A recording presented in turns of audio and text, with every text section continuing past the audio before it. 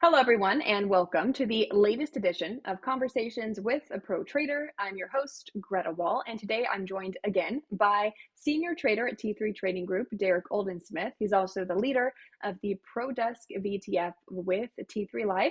Thanks so much for joining us today, Derrick. Hey, Greta, it's great to be back. Really been enjoying the format of this program that you've been doing. I really enjoyed listening in to Patrick and Scott and Dan when you had them on. So it's been awesome. I've been hearing great feedback. I actually had a question for you, though, Okay. that you're not expecting. We're coming at you with questions Yeah.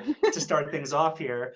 We were Okay. debating a little bit with my team and the ProDesk VTF on what this format is actually called. Would you consider this to be a podcast? Somebody suggested it should be called a streamcast. What do you think? What is this? I'm not 100% sure. I guess I'd say, this is definitely like a live interview format that we're doing on LinkedIn. I think maybe similar to a podcast, maybe a streamcast. I would love to expand this into a podcast in the future. So if anyone has an interest in that, let us know. But yeah, that's a good question for me to think about to, see Cool. where we put this. Yeah. All right. Thanks, Derrick. Sounds good. Yeah, I like it. I really like the format, and I like the LinkedIn format too. It's cool that how it Yeah. runs through that system. Yeah, it's been good. All right. So, for everyone that's joining us live, just a heads up that if you haven't been in one of these events before, or even if you have, the chat is open for everyone to ask questions of Derrick. So, you can ask live questions from Derrick during this live event. He'll answer them. We have sorry, hold on one second. Okay. So, for everyone joining live event, so you can ask your questions. I have some questions Derrick and I are going to discuss here to start things off, but start submitting those questions now and then we will get to them at the end. Okay, so Derrick, our first question of all of these is always to grade your week of trading so far.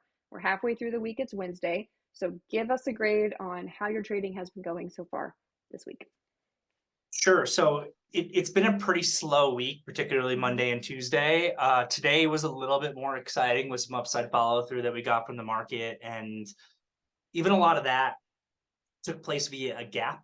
So it took away a bit of the intraday opportunity, but we still did a pretty good job kind of identifying some of these growth stocks and mega cap tech stocks that gave pretty good intraday momentum moves. So I would say that for this week, I really would give myself an A plus because I've done a good job not trading actually in a lot of the Okay. circumstances over the course of the last couple of days. And one of the things that I preach all the time about the trading business is it's really important to know when you've got a great opportunity that the market's providing to you and that you need to be aggressive and go after it and trade really actively in order to be able to make money.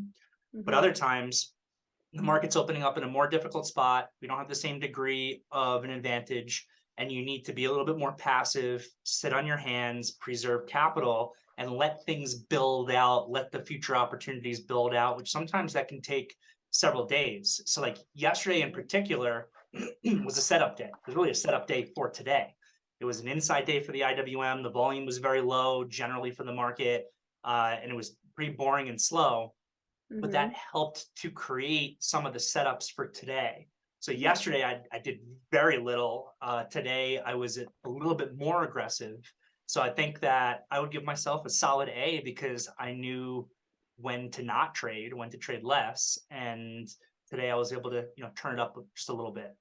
Yeah. So for everyone listening, just hammer home that Derrick's not giving himself an A because he made a bunch of money so far this week, but he's giving himself an A because he traded properly. He didn't trade when he shouldn't have been trading, and he took the trades he should have according to his own plan and his own strategy when he should have been.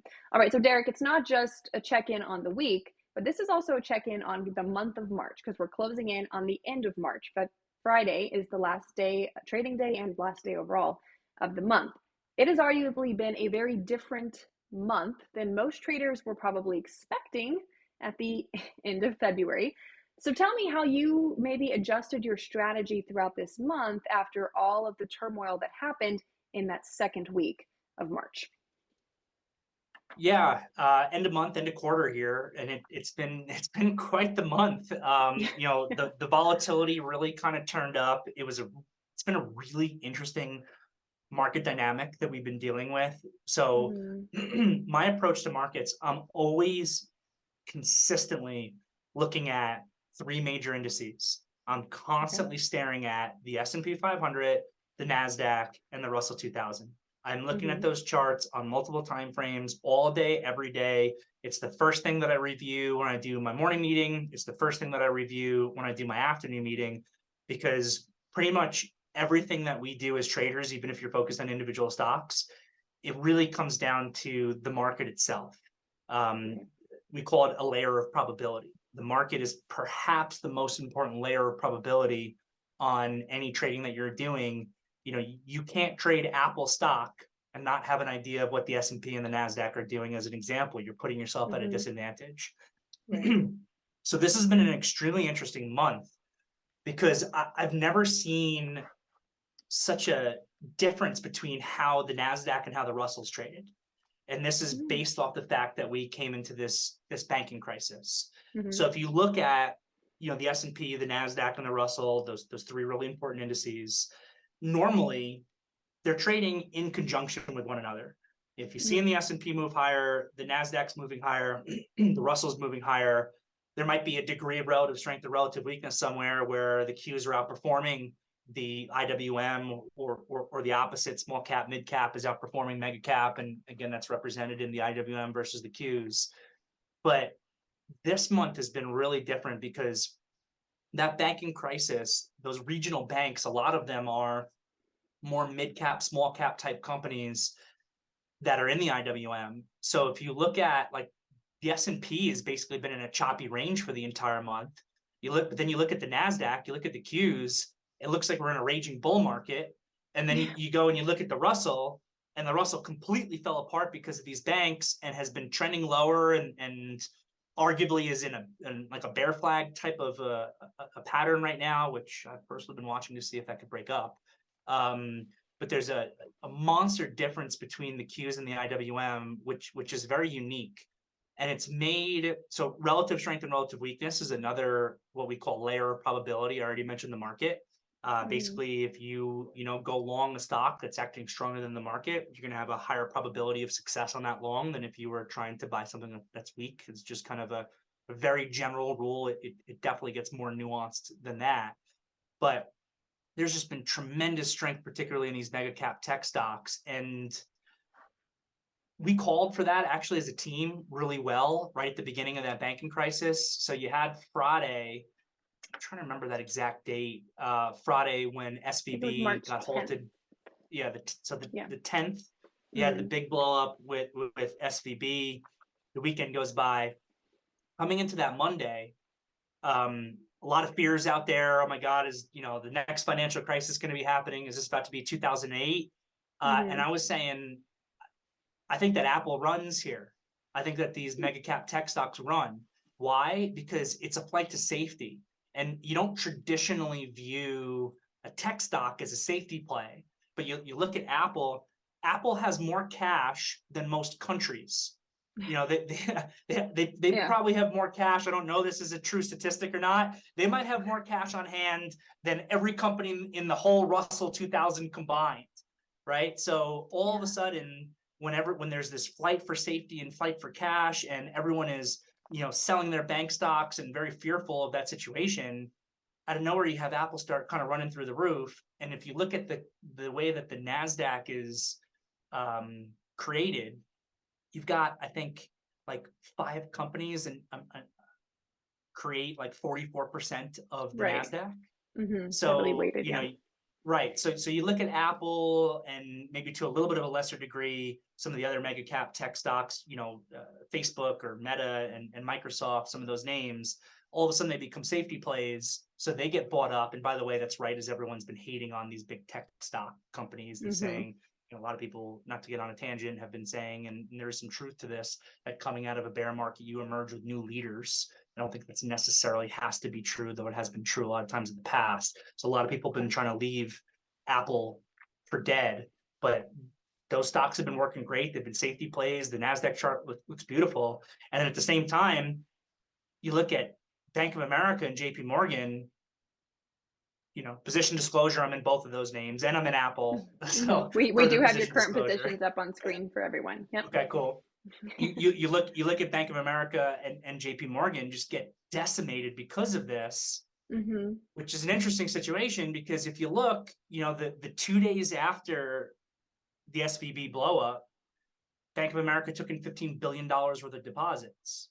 So all Right. I see coming out of this is the big banks being even bigger and stronger. I understand that Mm-hmm. there's some concerns on their margin and of their business that could get squeezed a little bit just because of new regulations and because of the way interest rates have been moving.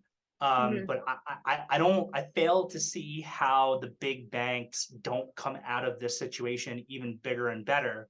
So then you turn that over to a trading strategy, and it's been an interesting environment because it's been about balancing looking for longs and relative strength in your Apple, in your Meta, in your Microsoft, and at the same time recognizing large degrees of downside extension in the IWM, in the financials, and potentially coming and taking advantage of downside extension for bounce back plays.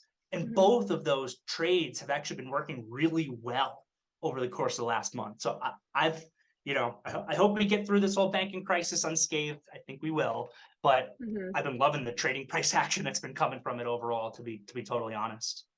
Yeah, as a trader, we've seen way more volatility in the past month than we've probably seen in the past, or not way more trading volume, all of that in the past month than we've seen in recent months. You say you had all the volatility and trading volume throughout COVID, and then things kind of fell off as the bear market, well, volatility was stopping, but volume fell off and all of that throughout the bear market as people were kind of got scared of the stock market. So as a day trader, obviously it's more beneficial for you if there's more volume and volatility happening in the market, right? As a general rule that I find, so first of all, I don't really classify myself as a day trader, though I Okay. day trade. Yeah. I do a lot of day trading every day. Mm-hmm. But I'm not exclusive to it. I combine day trading and swing trading. I'll hold positions for as short as minutes or for as long as over a year or potentially even years is not that Mm-hmm. unusual for me. And a lot of my approach is having more of these core swing positions based on my bigger picture thought process on the fundamental situation that we found ourselves in combination with big picture technicals, and then Mm-hmm. day trading actively around those core positions for consistent cash flow. So Okay. that's a lot of what I'm doing. But yeah, generally, what we want for active traders, if we can define it that way, as active Yeah. traders, Yeah. generally what we want is either direction or volatility, or ideally a combination of both to really Mm-hmm. try to capture alpha for what we're doing. The worst markets are, and luckily I haven't seen too much of this over the course of my career, but the year 2015 always stands out. A market where we basically go sideways and there's no volatility and no direction, that becomes very difficult to make consistent money. So Mm-hmm. this month, even really this first quarter of the year, we haven't necessarily had a tremendous amount of overall S&P market direction, but Right. there's been enough volatility and enough Mm-hmm. pockets of relative strength and relative weakness. Well, it's been a great year. I actually think that this first quarter of 23, which is about to end, is probably the best I've ever traded.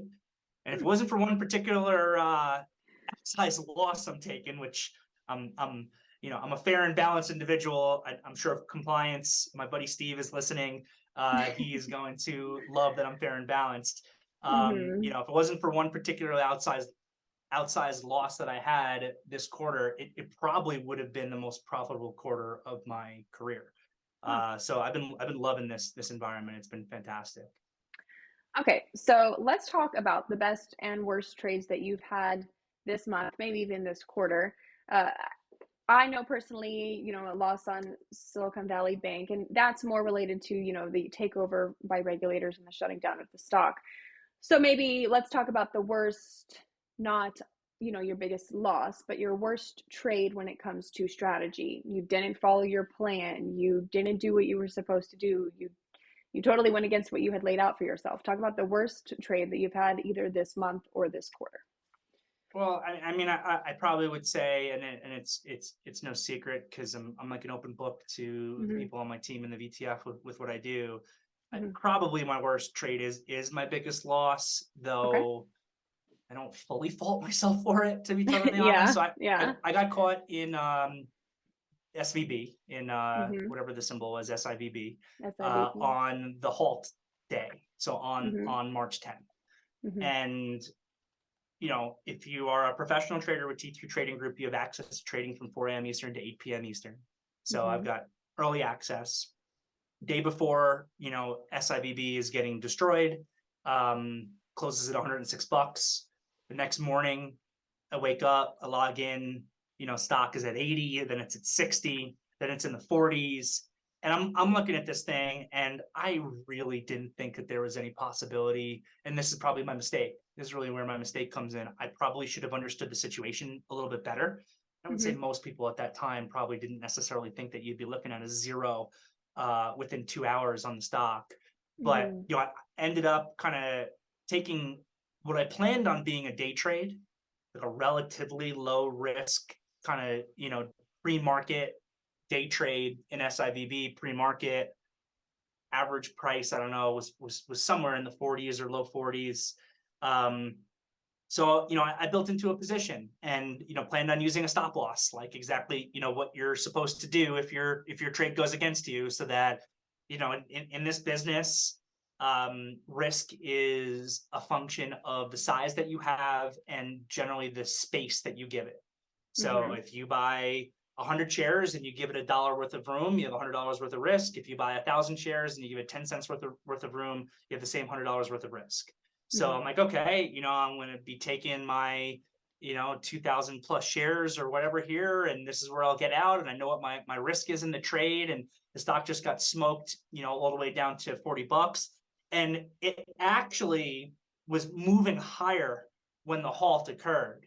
I Mm-hmm. was very, very close to getting filled on an offer, like a take profit offer that would have sized myself down on this position. And then they halted it. It was a news pending halt. And it's like, oh boy, you never want to be stuck in those. Back in 2020, I was stuck in Luckin Coffee for like 2 months in a halt. Luckily, my price was like $2. It was after the accounting disaster happened. And then they unhalted it. I traded out of Luckin Coffee actually profitably, and then they Mm-hmm. delisted it. So Right. here's this situation. The market hasn't even opened yet. I find myself in this halt. I'm like, all right, like, let's get the news out. Let's get this thing open so I can trade my way out of this position or take my loss or whatever it is. And they Mm-hmm. never opened it. So, Yeah. that will turn into probably the biggest individual loss I've ever had in my career, Mm-hmm. which is obviously unfortunate. Lost Yeah. way more than I was expecting. I still have to blame myself to some degree.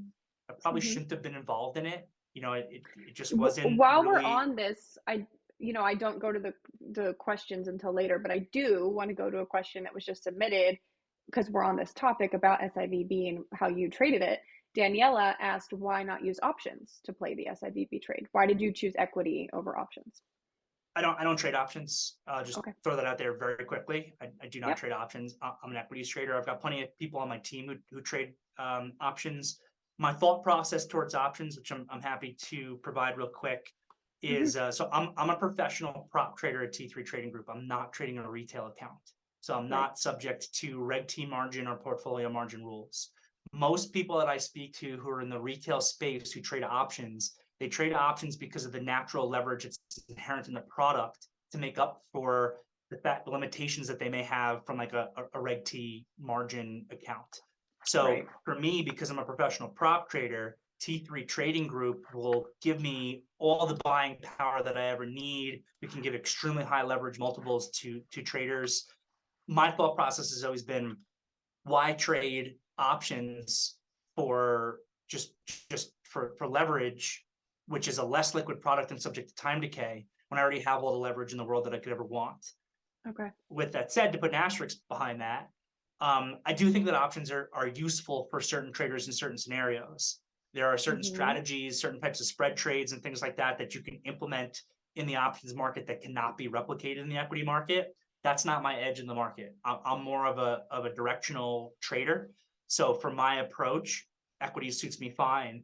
But another time, and I know that Dan Darrow, when he was the guest here, actually spoke about this a little bit because the type of Yeah. trader that he is. Mm-hmm. Another time that utilizing options can be really valuable is in news-based events, like an Mm-hmm. SIVB situation, or if you're going into an earnings report, because you know exactly what you can lose.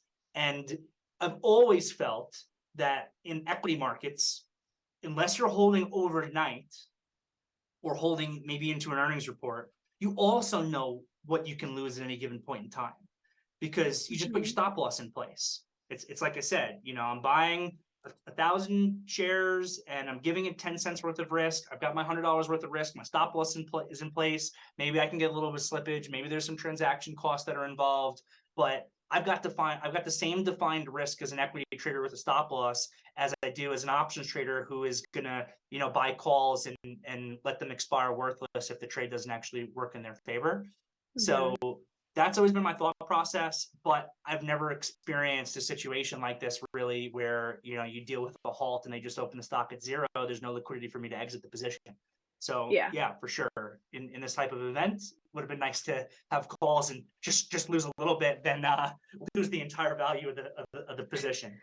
Yeah. Okay. So we've talked about the worst trade you've had this month, and now, you can talk about the good too. So tell me about the best trade you've had this month, and why you rank that as the best you've had so far this month.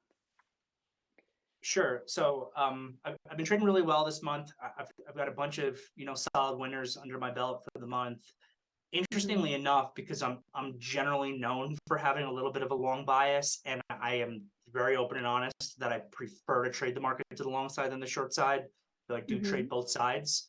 I'm usually much more conservative on the short side than I'm on the long side. And up until SIVB, all of my worst losses in my career have actually occurred to the short sides. That's why I'm always a little cautious with it. But Okay. funny enough, my best trade of the month, which I'm still in a percentage of my original position, has actually been a short in PDD, Pinduo Mm-hmm. Duo, which is a Mm-hmm. Chinese company. Um, got into it for a few reasons. When the stock was in the 90s, now it's like in the low 70s. So the trade's obviously been working pretty well for me. Mm-hmm. I don't like the company. So take a step back. I'm actually very bullish on China. I would say that. Alibaba, JD, there's obviously some risks there. I'm very bullish on China. I'm very bullish on the Chinese economy and the direction that those things are going. And I've wanted to be long a few of those Chinese names, including JD, which I'm currently long for a little while. I've just been shying away. I used to trade the Chinese names a lot more, but when they listed Hong Kong, the ADRs in the US market started getting a lot more gappy, and the intraday price action got a little bit more erratic. And I felt that took Mm-hmm. away my edge a little bit. So I pulled back on how aggressive I trade Chinese names now compared to what I used to. But I wanted to get back involved in JD to the long side. I wanted to have some exposure there. But I'm looking at this PDD. I'm net long the market. I decided that I want to short it. First, so one of the things that my team and I pay attention to is large order option flow, which is typically being executed from institutions. So we Right. saw some massive puts hit for PDD. I don't remember what the dollar amount was for $60 when it was in the 90s. Now, I don't just buy or short stock because I see option flow go off and I follow the option flow. I view that also as what I call a layer of probability, similar to what I was talking about with the market and relative strength, relative weakness, where if I'm long a stock and there's a lot of large order institutional option flow hitting the market that's all generally really bullish, I feel like I'm going to have a higher probability of success with that trade. So I saw that go off, and also, have been looking at some research with this PDD and speaking to some people about their business, and so they own Temu, which Temu, from my understanding, potentially has a lot of counterfeit goods on Yeah. that site. And I've spoken to some business owners here in the United States who are very upset because they feel that their goods are being sold at discounted prices on a counterfeit basis through that website. PDD is the owner of that. Obviously, I think that's a potential problem for this company. At the same time, there was information coming out about the app. If you have that app downloaded on an Android phone, somewhat similar to the accusations that we've seen with the TikTok app, that it can kind of embed itself into your phone and steal a lot of personal data. So and then eventually, since I've been in the position, Google has actually come out and they banned them from their app store, whatever it's called, based on that. So I'm looking at PDD and I'm net long, so it's nice to have a short on in the marketplace. I want to start buying some JD as well, but I'm going to be a little bit more patient on the JD. But I built into that PDD really heavy. At one point, it was my biggest position by double. I think I was long everything else and short that. And then PDD, has really just kind of fell apart since I've been in it over the course of this month, helped by the market a little bit, some general weakness in those Chinese names. Not so great earnings report, get kicked off the Google playlist. And, here I am towards the end of the month, and it's, I think, by far my best name from a P&L perspective. And it's the short side. So, people say I like to be long and then I don't short enough. Well, there's my best name. It's to the short side. So there you go. There you go. All right. So for everyone that is attending live, just a reminder to start submitting your question or keep submitting your questions for Derrick. It doesn't have to be about what we're currently talking about. It can be about anything related to trading, anything you want to learn from him, his strategies, etc. And we will get to those after we talk a little bit more. Okay, Derrick, there is still some more big data to come at the end of this week, the end of the quarter. We're going to get the PCE price index on Friday. That's the Fed's favorite inflation gauge. The banking crisis has kind of thrown a wrench in the Fed's plan for fighting inflation, but they say this is their favorite gauge of inflation, the core PCE price index in particular. So how are you preparing for that data, and how do you plan to trade the market reaction to that Friday morning? So obviously I have no idea what those numbers are going to look like ahead of the time. I don't have any special information that anybody else, has or doesn't have. So, you're going into an event and information is going to come out. It's been very important to the market, something that's inflation related, and it's going to move the market. We could go up a lot, we could go down a lot, or if it's in line and doesn't surprise any expectations, we get a bunch of volatility potentially, and then nothing happens. And that's pretty much what happened, I think, on the last CPI, actually. Pretty much came in line. Not a whole lot happened. What I've been doing, and I've been having a lot of success, more with CPI than PCE, because we've been getting bigger moves from CPI, but I'll pay attention to the PCE. One of the things that I want to look at ahead of time, and this is something that's really become a bigger part of my game, is I like to pay attention to what the move is for the market that the options are pricing into that. That's something I like to pay attention to into earnings reports as well. So usually there's an expected move based on options that, we could go up or down by this amount. And what I've seen, a decent amount of the time is, let's say that we get a really bad number on this PCE, just as an example. Maybe it's a good number, maybe it's a bad number, no idea. But let's say it's a really bad number, market starts dropping. It's really become very common that we see these at least kind of pause points in that sell-off into the full move that the options market is priced in. So what I've been doing going into these numbers, if we're expecting a really big move, is I find out what the S&P is planning on moving for it. And then I add a premium to it, because most of the time I'm involved in stocks that are a little bit higher beta than the S&P itself. And I kind of layer out some not too heavy bids and offers at around that expected move, looking to see if that number hits. It's really bad, we sell the market really hard, I get filled on those.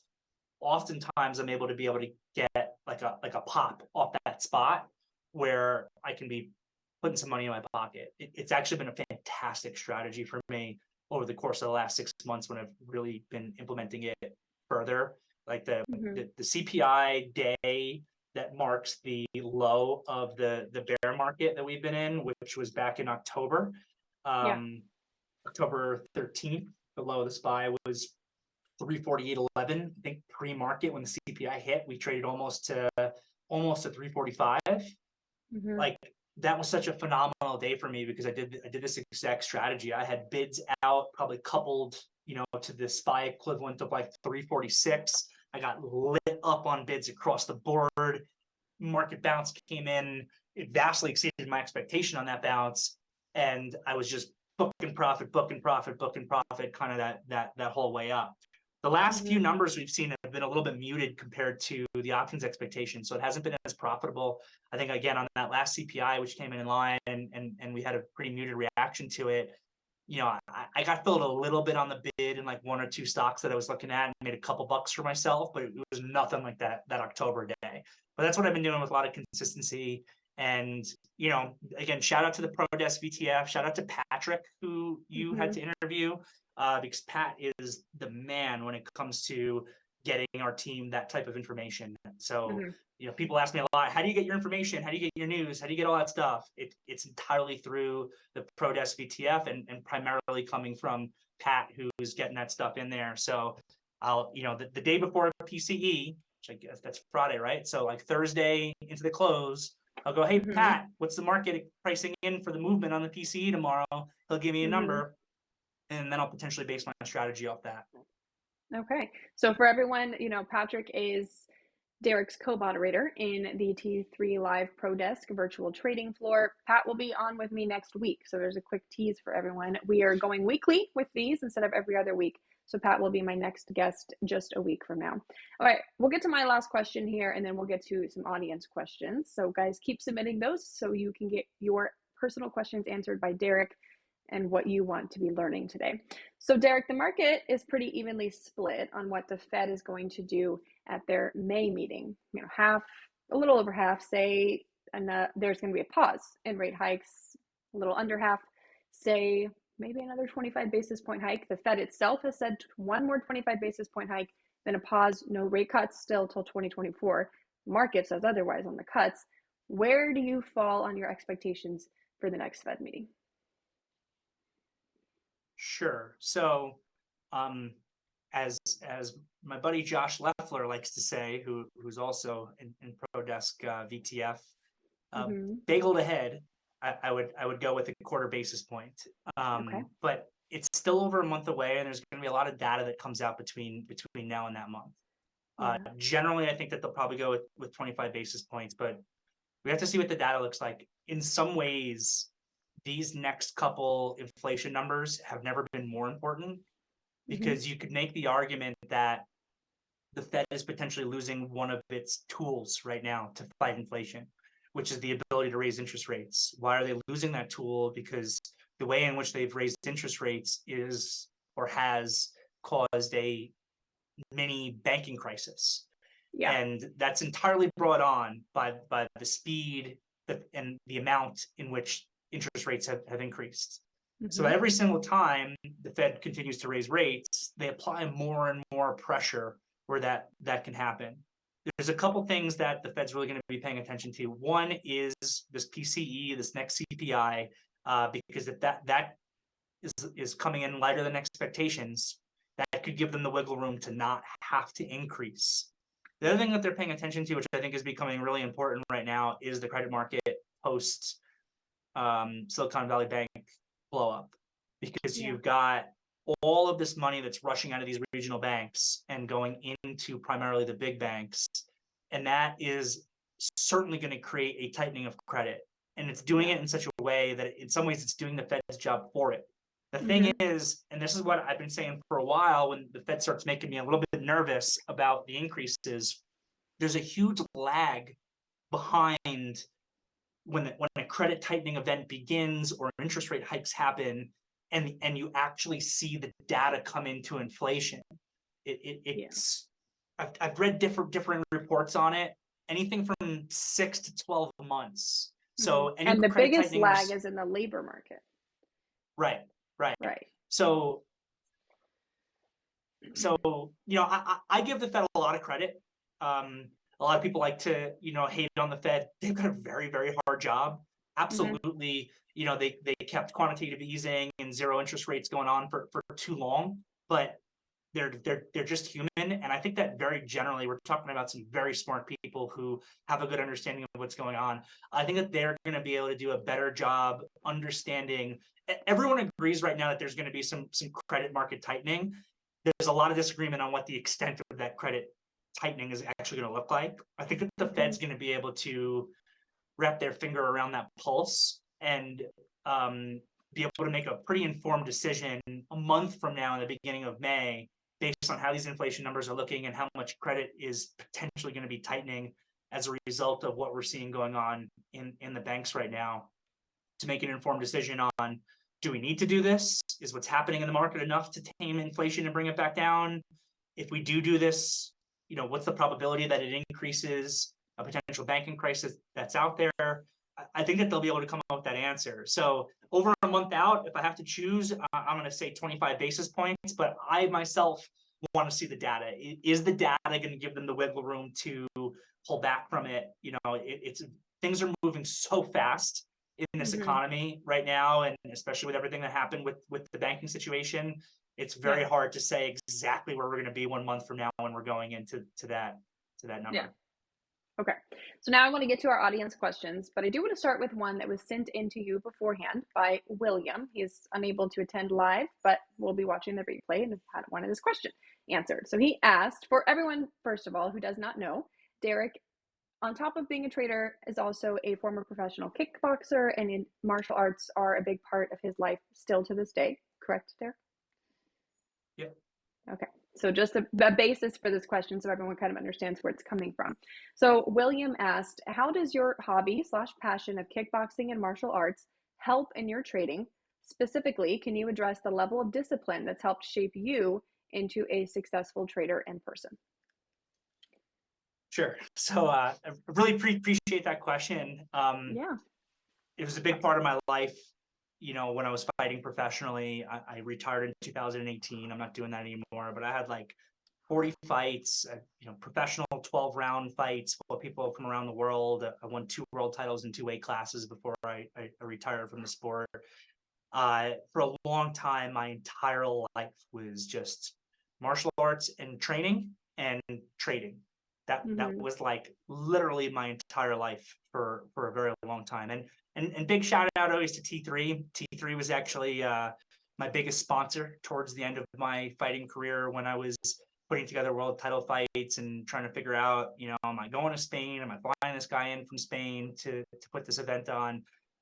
So, still really appreciate that T3 did that for me back then. First of all, I would say, martial arts, that's always been my sport. I think that there's a lot of similarities between sports and trading generally. Yeah. They're performance-based activities. It's entirely, and particularly individual sports, tennis or boxing or things like that. If you're getting out on the tennis court, it is the decisions that you make as a player that will 100% dictate whether or not you are successful or not. And it's the exact same thing every day with the market. You can have a good support team. You can be part of the ProDesk virtual trading floor. And we will do our absolute best to support you. But at the end of the day, it's you making your execution decisions with the market, how you're managing risk, how you're managing reward, that's going to impact your success. And again, there's a lot of other similarities. Journaling. Sports journaling is a really big thing. Journaling is actually something I originally kind of took from Kobe Bryant. I heard Kobe Bryant journaled his practices, journaled his games, was always trying to get into his mental state to figure out how he could be better. Well, trading is the exact same thing. I'm a big advocate of trading journals at the end of each day to review the trades that you're doing. And then finally, and this is probably especially true with martial arts, is certain personality attributes that are required to be successful and that are instilled in you through those sports. And first and foremost is discipline. I think that discipline is the most important personal attribute necessary for success in trading. Very often, if I look at someone who does not become a successful trader, I can quickly point to a lack of discipline when it came to money management and risk management. I tell the traders I work with all the time, this business is as simple and as difficult as making more money than you lose. So you got to do. You just got to make more dollars than the dollars that you lose, and you're gonna be good, right? Very simple, but it's not simple. You have to have rules in place that enable you to do that, and then you have to have the discipline. And this is actually the hardest part. You have to have the discipline to actually be able to follow through with those rules consistently. Those rules include ways to limit your downside. I never let myself lose more than this amount trading. Rules for game planning on the upside. This is how I'm going to maximize my reward. You put those rules in place. You show me a trader, and everyone's got their own arbitrary numbers based on account sizes and whatever else. So I always like to keep the numbers very simple. Show me a trader if I can look at their account, and I'm looking at every bad day, every losing day, and none of them ever get past $500 up to the penny. Just this incredible amount of discipline. Every time this trader hits that $500 mark, they're done. They wipe their hands clean of it. And then show me the same trader if he is able or she is able to occasionally have days where they make a multiple of that $500, $1,500, $2,000, $2,500. You show me runs of a trader month over month who has that degree of discipline where they stop every single time at that down number, but also follow the rules for reward maximization, which is the other side of the coin that sometimes traders struggle with. You can almost promise you I'm looking at a trader that's very successful and is consistently profitable with what they're doing. That's really what it comes down to. And again, the discipline to, for me, training camp, 6 to 8 weeks before every single fight that I would do. One of my favorite quotes is a Muhammad Ali quote where I don't actually remember it off the top of my head right now, but it's about how he talks about how the battle is won or lost behind the scenes, away from the bright lights, things like that. It's all about the training that you do ahead of time, the discipline with the training, the fact that you don't feel well today, you have a cold, but you're supposed to get out there and run 7 miles today because it's part of your training regimen. Show me the person who did it, even though they felt like garbage that day. Show me the person who didn't. I'll show you the successful martial artist or fighter. I'll show you the successful trader. The successful trader is the same trader who said, you know what? Oh man, I couldn't sleep last night. I've been struggling with whatever family issue or job issue or whatever it is. But I got to get up at 4:30 in the morning to do my research no matter what. Show me that person who's got that discipline. And again, I'll show you a person who has a significantly higher probability of being extremely successful in this business. So appreciate the question. Yeah. All right. So now to some of the questions that have been submitted during this event. And for everyone that's still here, remember you can submit your own questions as well. Please do that now so we can make sure to answer all of them before our time is up. So Ben, you and I, or Derek, you and I at the beginning were talking about, what we call this. Is this a podcast? Is this a streamcast, et cetera, et cetera. So that prompted a question from Ben. Ben asked, what financial podcast do you listen to? Sure. I listen to a few, and you're throwing me on the spot. So now, of course, I can't remember the names of some of the ones that I listen to. I listen to, oh man, it's with those guys from Ritholtz Wealth Management, Ben Carlson and Michael Batnick. I can't remember the name of the podcast. You can pull up your podcast app on your phone. Pull it up. I listen to that one, decently religiously, actually, just because I like it's called Animal Spirits. I listen to that one because they, I really like the statistics that they pull off of that. What else do I got in here? I listen to the Trading Justice podcast a bit. They had me on as a guest at one point, and I remember trying to listen to a few of their podcasts going in before I was going to be a guest to get an idea what was going to be happening, and being like, wow, I actually really like this one because I like how you're very market focused, but they bring in a lot of historical context, and I like getting to hear that historical context. I occasionally listen to Masters in Business if there's a guest that I'm interested in. I occasionally listen to Invest Like the Best with Patrick O'Shaughnessy if there's a guest that I'm interested in. So there's a bunch that I go to occasionally, and a few that I go to religiously. Also listen to Pivot with Scott Galloway.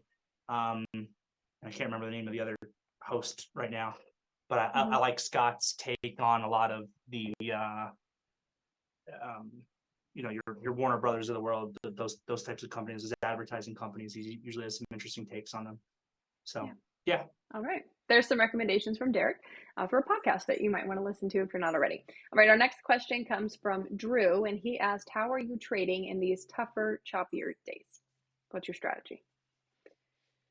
Sure. So market environments are constantly changing, and that's actually one of the more difficult things about trading. And Yeah. you see a lot of different business cycles if you've been trading long enough, a lot of different market cycles, and you can't use necessarily the same strategies for everything. So I was actually just talking about this, I think yesterday, the day before yesterday, with my team in the afternoon meeting. Like, I'm a big fan of the breakout trade, and I think it's a great starter trade for a new trader to learn. It's relatively simple conceptually, it's relatively simple from an execution perspective.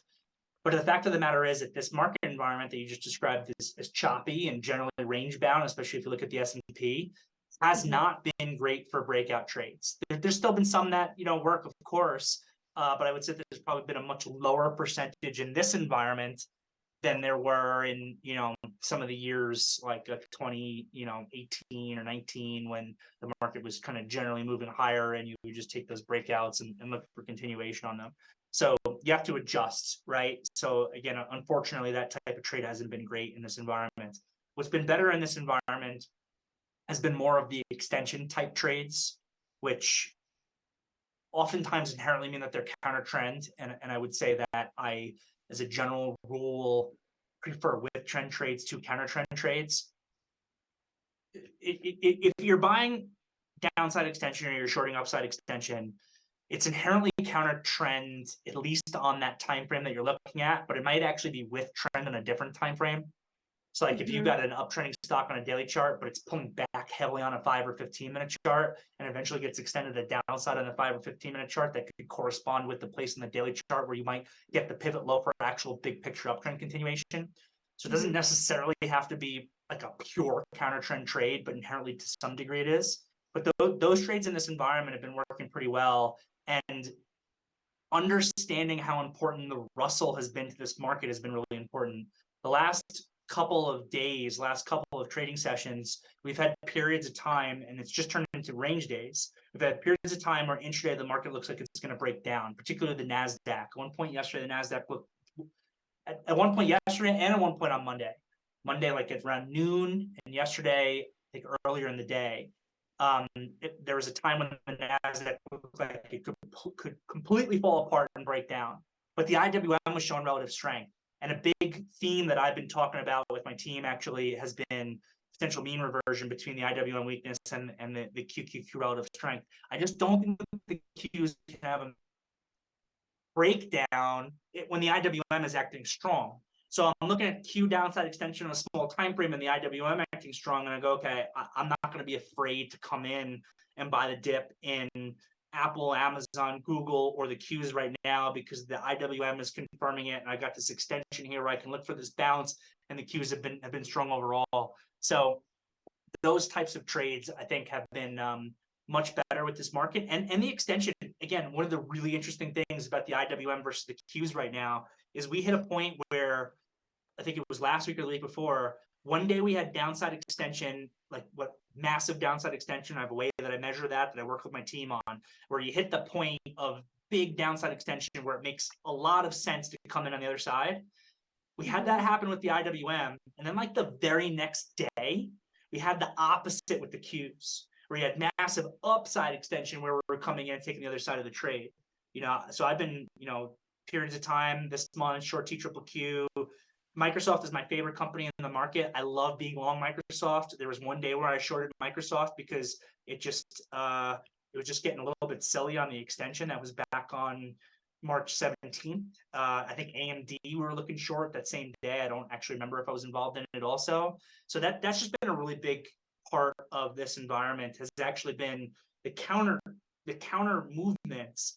And one thing that you also have to recognize about a choppy market or a range bound market is inherently what that means. If you're in a range bound market, is a lot of times when the market looks the absolute best, it means that the market's going to fall down. And when the market looks the absolute worst is when it's going to bounce. And that's how and why a range is created. Now, it's not going to last forever. Eventually, one day, the market's going to look really good, and it's actually going to go, and it's going to keep going, or the opposite. Yeah.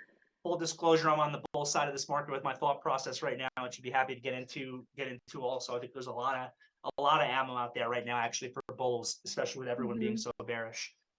So if I had to pick, I'm going to expect that upside of this range eventually comes into play and breaks. We even saw a little bit of it today, but it could happen in either direction. I'm wrong all the time.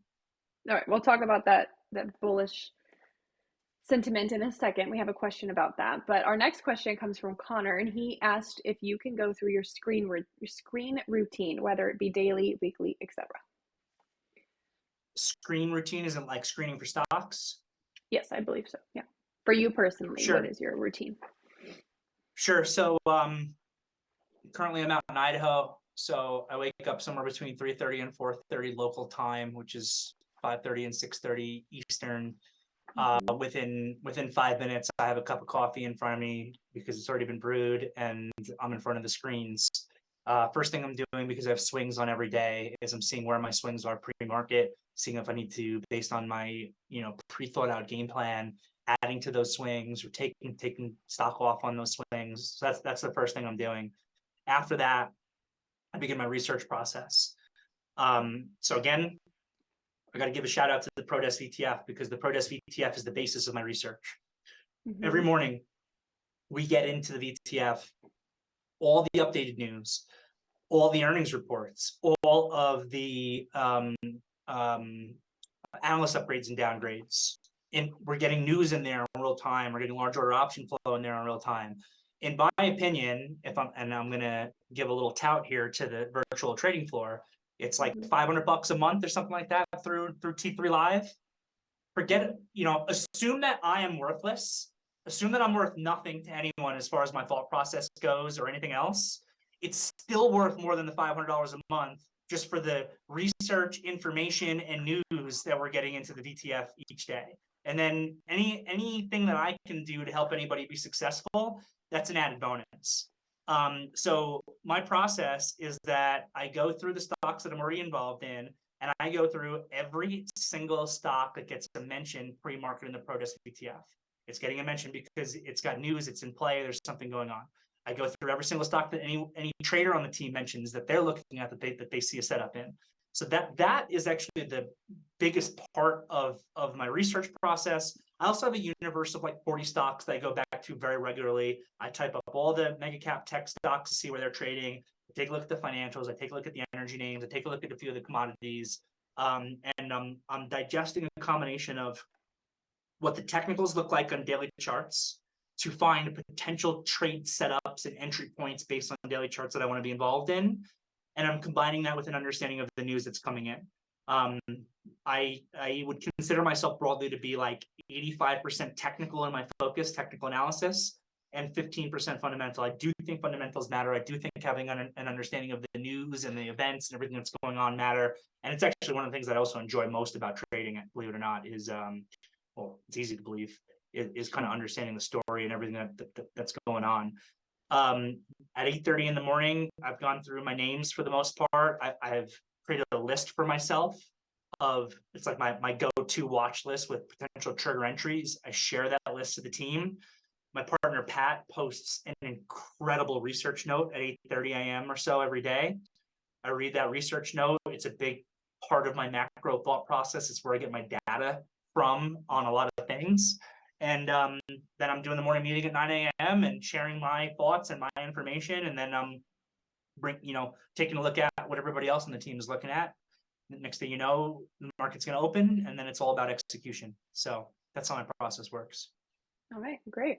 All right, just a reminder for everyone who is still here live, submit your questions now so we can get to them. We only have a little bit left in our time here, so we want to make sure we're answering them.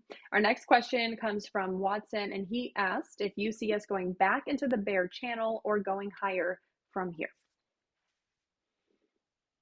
Sure. So when you're dealing with a range-bound market like the S&P has been in, you could easily make the argument that it's a 50-50 probability actually right now on which way we break. With that said, we actually started to break up a little bit today. Some of that probability, because of today's price action, actually probably moved more in favor of the bulls.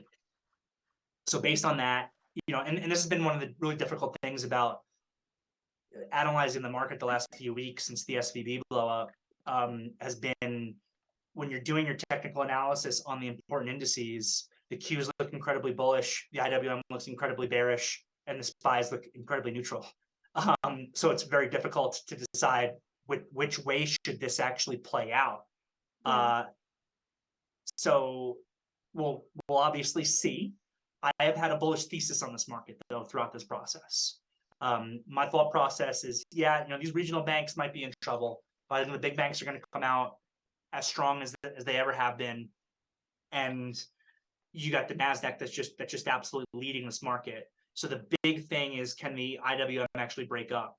Now, what we've seen over the course of the last year and a half, since the bear market started in the beginning of 2022, where that's when we topped out, is that the IWM is the leader. So usually what ends up happening is that whichever way the IWM is going, the rest of the market's been following. Right now, the IWM is bearish. So if the same playbook from the last year and a half plays out, the market actually will break down. But I think that this situation is unique to the other technical situations we've seen in the market because it was created by a specific news event. And assuming that this banking crisis is something that we're able to move away from, I'm more inclined to think that this market breaks up, especially when you start to look at, so one of the things that I love to pay attention to is positioning and sentiment. And this all comes primarily from Pat's morning note, his research note, where it's where I get a lot of this stuff from. Positioning and sentiment. We as a team in the Prodesk VTF did a phenomenal job, if I can give us some credit, pretty much calling every bear market rally that we had in 2022 from lows. And it almost always played out the same way. We started seeing data where the hedge funds are net short, they're massively in cash, no one's positioned for an up move. And then next thing you know, the market's breaking up and is having a rip your face off bear market rally that eventually fails, but sometimes it fails after a 15% S&P bounce. And the interesting part right now is that the market's nowhere near lows, but positioning and sentiment are back in those same spots that are very similar to where we saw bear market rallies in 2022. You look at the amount of money right now, you can look at the charts of how much money is flowed into money market funds. Everybody's in cash. Funds are positioned short. The maximum pain for the market, and the market does tend to like to move into the maximum pain direction, I really think is to the long side. And if we start breaking up, everyone's under position. The shorts get squeezed. The longs have to come in. The performance chasing begins to happen. Now, that could be short-lived. I'm not saying that we're not going to have a recession. I'm not saying that, Mike Wilson and some of these sell-side analysts who, are saying that the market is expensive are necessarily wrong. I'm just saying it doesn't have to happen on April 1st. You could get a huge upside rally and upside break of this market.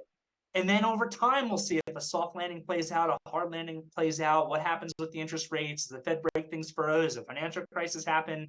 I find that I'm decently good at predicting what can kind of happen over shorter periods of time, the next, today, the next week, the next month. But if you ask me, what's going to happen 9 months from now or a year from now, I have no idea. So many things can change over that period of time. And maybe, the recession calls end up being right. Maybe they don't. I really don't know. But right now, the market technicals are holding in great. The IWM had an inside day and up today. The Qs yesterday gave a continuation hammer and broke higher. The Qs closed today at the highest price that they've closed at since August. The S&P, the SPY got back above 400 today. It's at the beginning stages of a breakout also. So there's just a lot of technical information and kind of statistical, historical data information that's looking really bullish right now. And obviously we'll see how it plays out, but that's what I'm positioned for. All right, we have 2 more questions to get to. We have a second question from Connor. He asked if you invest outside of equities personally to diversify income streams. I don't want to overly talk about my outside business activities that I may or may not have. Totally fine. So I won't say too much of, I won't get into a lot of detail on stuff. I mean, I would say that I do have, a couple other accounts that are more meant for retirement and things like that are not active trading accounts. And I really don't recommend to people, I know a lot of people do it, I really don't recommend to people that they overly actively trade their retirement accounts. You're just kind of playing with fire. I've got my day trading account. That's my active trading. That's where I'm trying to make income for myself as a professional trader. But I've also got, buy and hold accounts, an IRA, things like that that are meant for me to sit in this stuff till I'm in my 60s. Mm-hmm. And that, and for that, I prefer, I don't want to overly generalize, but I like to sometimes have stocks in like an IRA or holdings in an IRA that I wouldn't necessarily actively trade, like a Procter and Gamble as an example. Pretty sure Mm-hmm. for disclosure purposes that I might have Procter and Gamble in my IRA. That's not a stock I like to actively trade. It just doesn't move well. But Yeah. it's safe. It makes a dividend. I feel confident that I could probably hold this thing for the next 40 years or whatever. Or some replays in there that are higher dividends that gives me some real estate concentration where I don't actively trade REITs, but I can bring in Mm-hmm. that dividend. I can have some real estate exposure. Doing that. I don't Yeah. really do anything with crypto. I might have like a little bit of like Ethereum. There were times in the past when I've had a little bit larger Ethereum and Bitcoin. I liquidated that stuff. I just don't.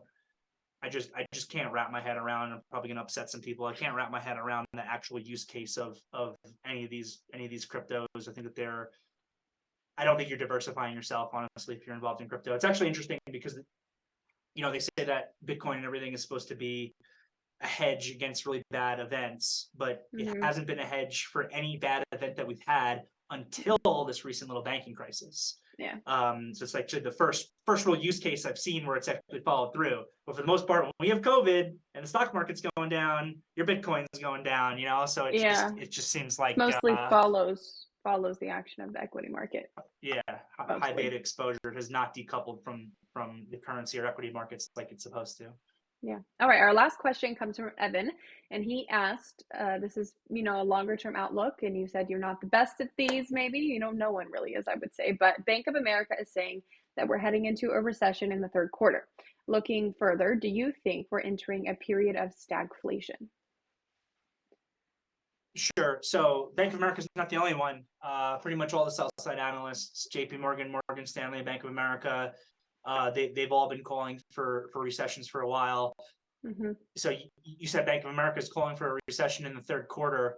Well, I think at the end of last year they were calling for a recession in the first quarter, and then they Right. were calling for a recession in the second quarter, and now they're calling for a recession in the third quarter. I'll tell you what, eventually they'll be right. Someday Right. we're gonna have a recession. Yes. Maybe it's the third quarter. Maybe it's in 2027. I promise there will be a day someday in the future when we have a recession. When? They apparently have no idea either because they keep having to push it out and push it out and push it out. Mm-hmm. Uh, Yeah. Stagflation is definitely a scary part of it. I mean, look, I tend to be an optimistic person, kind of by nature. I like to believe that the U.S. economy will be able to find ways to grow through technology and everything else that can enable us to, in time, thwart stagflation. Could we get it for a period of time at the end of this year, early next year? Sure, we could. I don't think that's going to be something that's necessarily here to stay for a long time. Though my biggest concern right now, and I mentioned it really briefly, and this circles back to the question, is the Fed potentially losing its tools to combat inflation. Mm. So and that's why I think these next inflation numbers are so important. I do think inflation is going to continue to go down, but like I was saying at back in like October, I had a great call that inflation was going to peak and start coming down, and I timed it really well.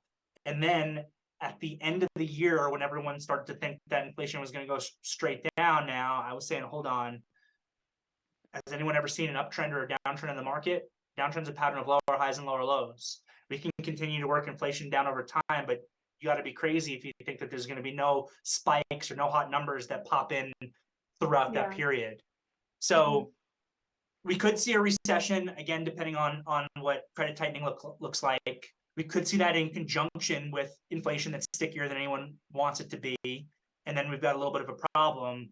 But I think Mm-hmm. that even if that kind of more worst case scenario happens, that it's something that we get through, and within a couple of years or whatever that actually worst situation happens, give us a couple of years after that. And I Yeah. think you give yourself a couple years of wiggle room there, and you're working your way out. And maybe that type of situation creates a fantastic buying opportunity. Yeah. Okay, I said that was our last question, but we do have a good follow-up to about personal IRAs and Roth IRAs Keep them coming. accounts outside of T3. And so this is kind of a T3 trading group specific thing. Steve asked if T3 requires prior permission for each individual trade before you make trades in your IRA. No, they do Okay. not. When you are registered with a FINRA broker dealer and you're Mm-hmm. licensed, like I am, Mm-hmm. there are disclosure practices that have to be in place. Mm-hmm. So T3 is well aware of my outside accounts. Pretty sure they get duplicate statements, Mm-hmm. but I do not have to get pre-approval. I can trade in them more or less as I please. The Mm-hmm. only real rule that we have is that you cannot trade the same stock in the same day in both your personal account and in your professional account. So if I Okay. traded Apple today in my T3 account, I can't buy or sell Apple in my retail account. And that's done to help the compliance department avoid any potential illegal activities like hitting your own bid, taking your own offer, painting the tape, things like that. You can't be, trading to yourself amongst multiple accounts. It's illegal. So yeah, for the most part, there are no rule restrictions. We do restrict the amount of outside accounts Okay. as kind of a general rule. Which if you're interested in getting involved in T3, feel free to shoot me an email. I'm happy to have a conversation with you about all the details that you would need to know about being involved with us. All right. Okay. So for everyone that has joined us today, thank you so much for joining. And to Derrick, thank you for joining us today. I am posting in the chat a link for our next event. That will be next Wednesday, April 5th. 5th, yes, with Derrick's counterpart, Patrick. He's mentioned him a bunch of times throughout this event. Patrick is the co-moderator of the ProDesk of ETF alongside Derrick. And as Derrick has talked about, does a ton of research for the room and all of the traders there. So thank you again, Derrick, for joining us. And for anyone else, or for all those joining, I hope you join us next week to hear from Patrick as well. My pleasure. I've really enjoyed today's streamcast. Is that what we're going with? I guess we can call it that. Yeah. Yeah. All right. Thanks, All right. Greta. Have a great rest of your day, Derrick.